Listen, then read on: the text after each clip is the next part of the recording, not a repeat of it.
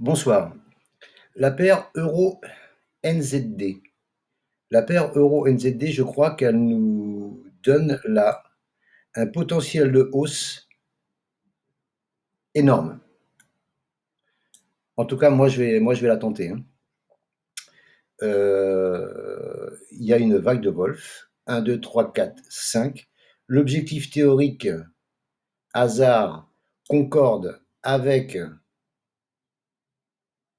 la pattern d'Andrews, ici. Alors, bien sûr, faut être patient, hein. C'est pour février 2022, hein. Donc, si vous prenez ici un petit, ne serait-ce qu'une petite partie ici, hein, voilà, et que vous laissez courir, voilà, ça, vous avez rien à craindre, hein. Vous prenez, même sur un compte démo, essayez sur un compte démo et puis on verra plus tard. Mais moi, je vais le prendre là.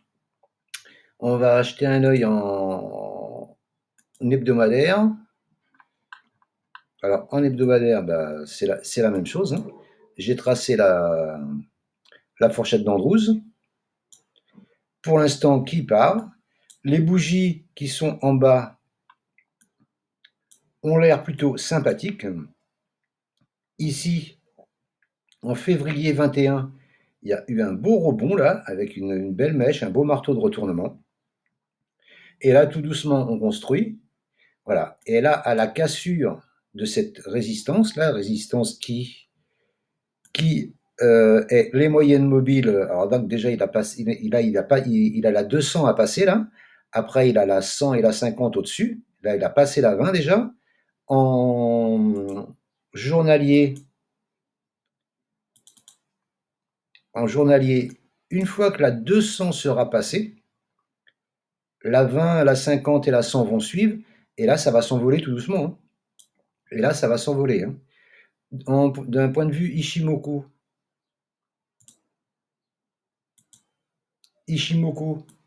nous confirme en journalier, hein. On est passé, les bougies sont passées au-dessus du nuage, on est au-dessus de Tenkan, au-dessus de Kinju. Il reste Shiku à passer cette résistance ici, là. Et après, c'est parti, hein. Bien sûr, en hebdo, Ishimoku nous dit que c'est pas bon, hein. Mais c'est maintenant qu'il faut prendre, mais sur du long terme, hein. C'est pas un trade à prendre sur du court terme, ça, hein. Voilà. Et là, on a passé au-dessus de Tenkan, au-dessus de Kinju. Donc voilà, pour moi, je vais tenter ça. Je voulais vous la présenter parce que je la trouve énorme.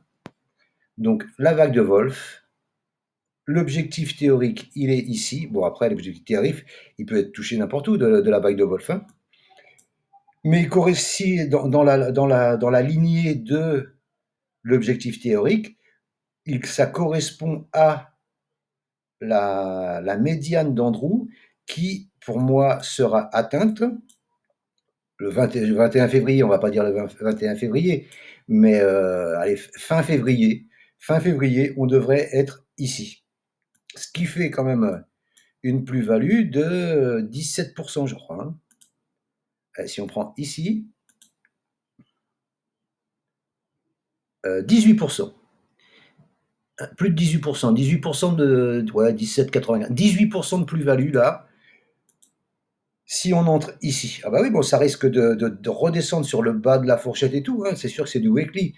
Donc, on risque de se faire peur et d'avoir des sueurs froides, hein. Mais, moi, je vais prendre ça et tenir. Voilà. Je vais rentrer certainement lundi matin ou peut-être ce soir à l'ouverture, j'en sais rien, je vais voir. Mais lundi, je pense que je vais rentrer. Parce que la clôture hebdo de la semaine dernière est plutôt encourageante. Le MACD a croisé, il est toujours en dessous de 0, mais il est au-dessus de son signal. Le RSI est à 51,48. En journalier, il est à 61. Le MACD passe au-dessus de 0, passe au-dessus de son signal. L'histogramme passe au-dessus. Voilà, c'est voilà. Même si vendredi elle a fini rouge la bougie, pas parce que voilà, elle patine là à cette résistance, hein. Voilà. Mais une fois que la résistance passée, la moyenne de sang, journalière passée, et bien, après, ben, voilà, on ferme les yeux et on laisse monter tout doucement jusqu'au mois de février 2022. Je voulais vous la présenter parce que je la trouve jolie celle-là et je pense que, il y a quelque chose à faire dessus. Mais ça, c'est pour du long terme. Merci de m'avoir écouté, je vous souhaite une bonne soirée. Si cette vidéo vous a plu, mettez-moi un petit pouce, ça m'encouragera à en faire d'autres et je vous souhaite une bonne fin de dimanche. Au revoir.